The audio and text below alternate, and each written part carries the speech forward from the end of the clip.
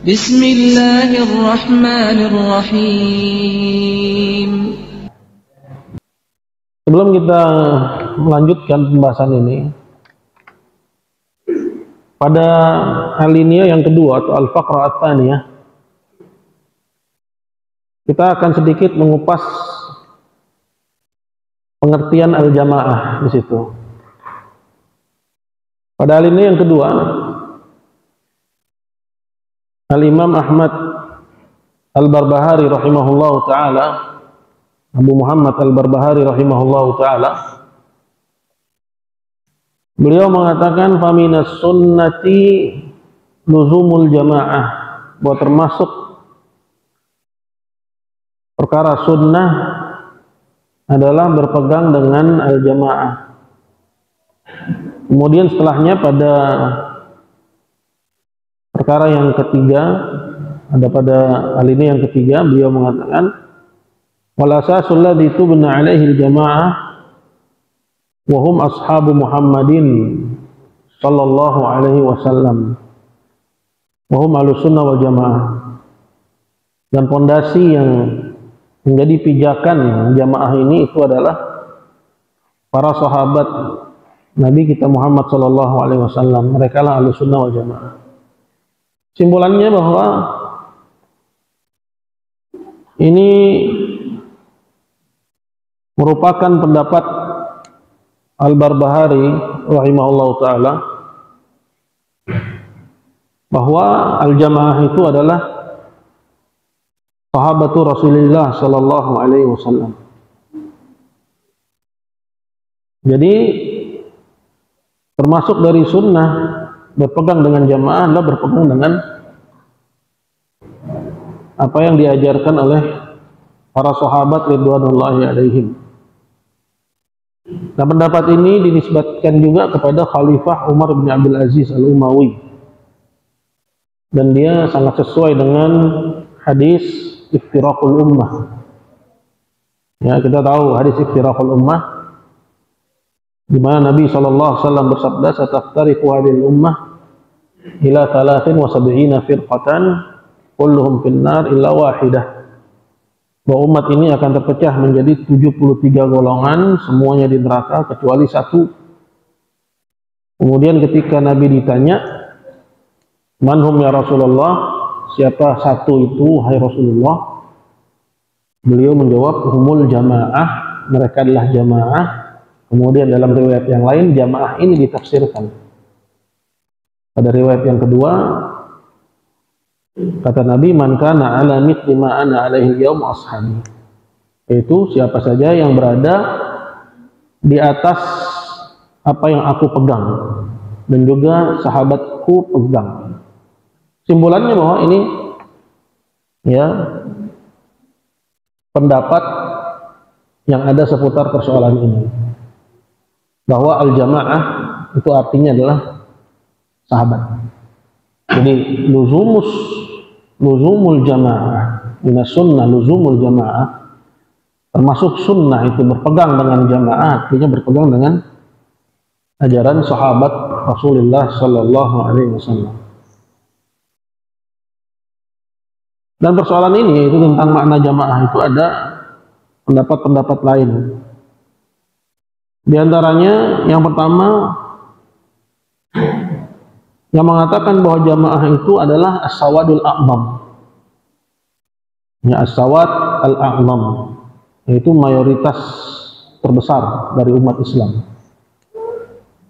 Ya. Nah, ini dinukil, pendapat ini dinukil dari sahabat Nabi Ibnu Mas'ud Al-Hudali dan juga Abu Mas'ud radhiyallahu ta'ala anhuma, seperti yang disebutkan oleh Al-Lalikai dalam Syarah Ushul I'tiqad Ahlussunnah wal Jamaah. Jadi ini pendapat yang kedua lah. Yang tadi yang mengatakan jamaah itu adalah sahabat, kemudian yang kedua adalah mayoritas ya umat terbesar. Tetapi perlu kita perhatikan di sini bahwa dimaksud dengan sawadul a'zam, mayoritas umat yang terbesar, adalah mayoritas kaum muslimin pada waktu itu, ya, mayoritas umat, ya, ketika, ya, awal munculnya fitnah Khawarij, ya, yang berakibat hingga terbunuhnya Utsman bin Affan radhiyallahu taala anhu. Di mana ketika itu para sahabat ridwanullahi alaihim masih ada. Ya, jadi yang dimaksud dengan mayoritas umat terbesar atau sawadul a'zam bukan di zaman sekarang, yaitu saat, ya, istilah itu dilontarkan. Abu Mas'ud, seorang sahabat Nabi, mengartikan jamaah adalah sawadul a'zam. Begitu juga Ibn Mas'ud, maksudnya adalah mayoritas umat saat itu, ya, di mana para sahabat ridwanullahi alaihim, ya, masih banyak yang hidup, sehingga pendapat yang kedua ini nggak bertolak belakang dengan yang pertama. Muaranya satu, bahwa dimaksud dengan jamaah adalah sahabat kita, ya. Yang ketiga adalah yang mengatakan bahwa al-jamaah itu artinya adalah ahlul ilmi, ya, wal athar wa ahlul hadith, ya. Ini pendapat, ya, dinukil dari sekelompok, ya, para imam ahlu sunnah wal jamaah, bahwa jamaah dan firqatul najiyah adalah ahlul hadith, ya. Berkata Imam Ahmad rahimahullah ta'ala, illam yakunu ahlul hadith fala adri manhum. Kalau bukan ahlul hadis yang dimaksud dengan jamaah, maka aku nggak tahu lagi siapa yang dimaksud, ya. Pendapat ini juga dinukil dari Ibnu Mubarak, Yazid bin Harun, dan juga selain dari mereka. Dan ada juga yang mengatakan hum ahlul ilm, hum ahlul ilm. Ini seperti yang diriwayatkan oleh Bukhari.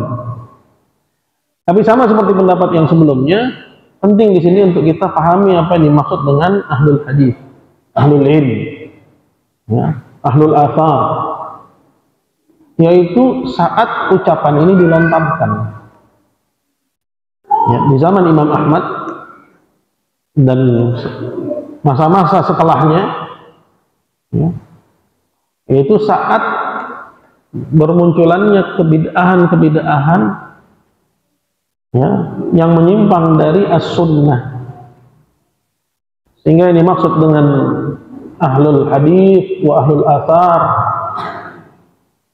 adalah mereka para ulama yang menepis dari agama Islam ini semua yang dinisbatkan kepadanya dari persoalan-persoalan i'tiqadat, keyakinan-keyakinan yang telah menyimpang, yang terpapar dengan filsafat-filsafat Yunani. Ya. Nah, kalau kita telah pendapat yang ketiga ini pun juga tidak bertolak belakang dengan dua pendapat sebelumnya. Bahwa yang dimaksud adalah pemahaman para sahabat ridwanullahi alaihim. Sudah sampai sini? Kemudian pendapat yang keempat, yang mengatakan bahwa jamaah itu adalah umat Islam seluruhnya. Ya, jelas ini adalah pendapat yang batil, ya, karena yang dimaksud dengan umat Islam adalah siapa saja yang menisbatkan dirinya kepada al-Islam, ya, sehingga masuk di situ semua firq ad-dhallah, firqah-firqah sesat dan kelompok-kelompok yang menyimpang, sehingga bertentangan, pendapat ini bertentangan dengan hadis iftiraqul ummah, hadis tentang perpecahan umat, yang menjadi sumber, ya, di mana Nabi SAW mengatakan yang selamat itu satu, dialah jamaah. Ya, ini pendapat yang keempat ini bertentangan dengan semua pendapat yang ada. Ini adalah pendapat yang batil. Yang kelima, yang mengartikan jamaah adalah kelompok kaum mukminin yang bersatu di bawah naungan seorang pemimpin yang hak. Ya, apakah dia itu khalifah, al-a'zam, atau amirul mukminin, atau wulatu umuril muslimin. Ya, khalifah al-a'zam atau amirul mukminin atau ya waliul amril muslimin. Itu kaum mukminin yang berada di bawah kepemimpinan ya pemimpin yang hak. Ya. Yang meyakini wajibnya mendengar dan taat kepadanya dan mengimani adanya baiat di pundak mereka dari baiat yang syar'i, yang tidak keluar dari ketaatan kepada mereka. Ini pendapat yang dipilih oleh Imam Abu Ja'far At-Tabari sahibut tafsir, ya, Ibnu Jarir rahimahullah. Ya. Baik, jadi kalau kita simpulkan dari 5 pendapat ini ada 3 qaul, ada 3 pendapat. Yang pertama adalah mengatakan bahwa al-jamaah itu adalah para sahabat. Kemudian yang kedua yang mengatakan bahwa yang dimaksud dengan jamaah itu adalah umat Islam seluruhnya. Nah, ini kita katakan pendapat yang batil. Dan yang ketiga adalah pendapatnya Ibnu Jarir At-Tabari bahwa jamaah itu adalah mereka yang berada di bawah kepemimpinan imam yang sah, yang meyakini wajibnya mendengar dan taat dan terikat di pundak mereka ya al-bai'at dan haramnya ya memberontak dan khuruj kepada mereka. Sehingga dengan kita kesimpangkan pendapat yang batil ya, maka tinggallah pendapat dalam persoalan ini 2, yaitu yang mengatakan bahwa jamaah itu adalah sahabat, dan yang kedua yaitu yang mengatakan bahwa jamaah itu adalah kaum mukminin yang berada di bawah pemimpin yang syar'i yang hak. Hadirin muliakan Allah Subhanahu wa taala, apakah 2 pendapat ini yang mengatakan bahwa jamaah itu artinya sahabat dengan jamaah yang artinya adalah kelompok orang-orang yang beriman yang berada di bawah pemimpin syar'i yang hak, yang mengimani adanya kewajiban untuk mendengar dan taat kepadanya, ini 2 pendapat yang bertolak belakang. Perlu kita pahami bahwa jamaah di sini itu ditinjau dari 2 sisi. Yang pertama adalah al-jamaah bi'tibaril aqaid wal adyan. Sisi yang pertama yaitu ditinjau dari sisi keyakinan, prinsip-prinsip agama, ya, akidah, ya. Maka ini merujuk kepada pendapat bahwa jamaah itu adalah sahabat. Itu siapa saja yang memiliki keyakinan, akidah, kepercayaan, prinsip, i'tiqadat seperti keyakinan para sahabat, sekalipun dia sendiri. Oleh karena itu datang dari Ibnu Mas'ud radhiyallahu taala menafsirkan makna jamaah bahwa jamaah itu adalah man wafaqal haq wa in kunta wahdak. Siapa saja yang mencocoki kebenaran sekalipun dia seorang diri. Ya. Di mana sisi jamaahnya sedangkan dia cuma seorang?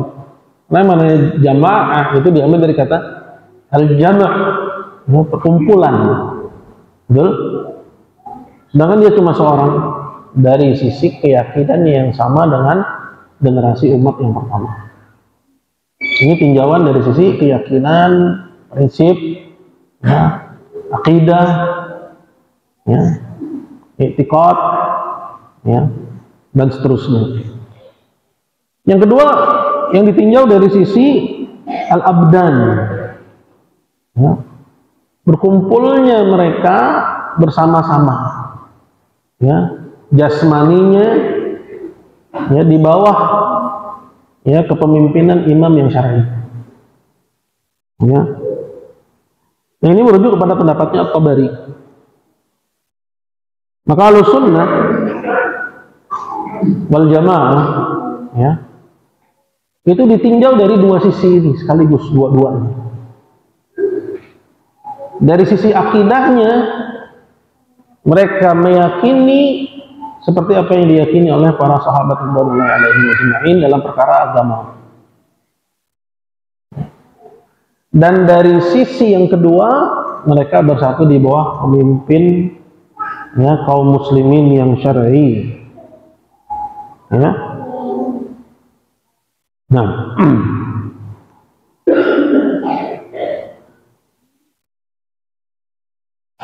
ya, di mana mereka meyakini wajibnya mendengar dan taat kepada pemimpinnya dan tidak keluar ya, memberontak, membangkang dari pemimpinnya disebabkan karena maksiat.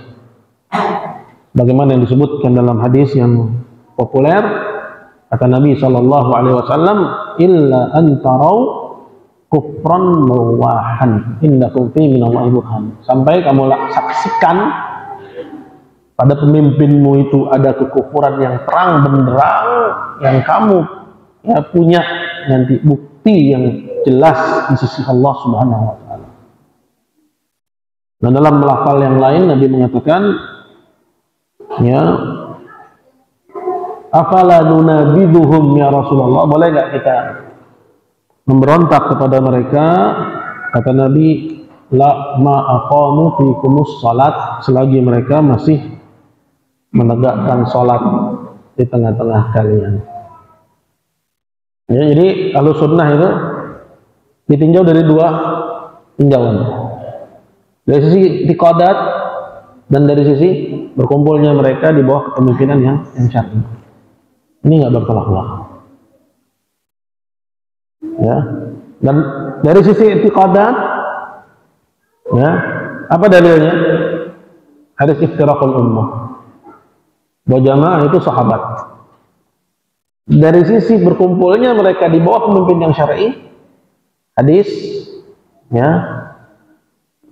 yang tadi kita sebutkan di mana Nabi SAW mengatakan ya, illa antarau kufran bawahan indakum fi minallahi burhan, kecuali kalau kalian melihat ada kekufuran yang terang dari pemimpin kalian, nggak punya bukti akan hal itu nanti di hadapan Allah Subhanahu wa taala.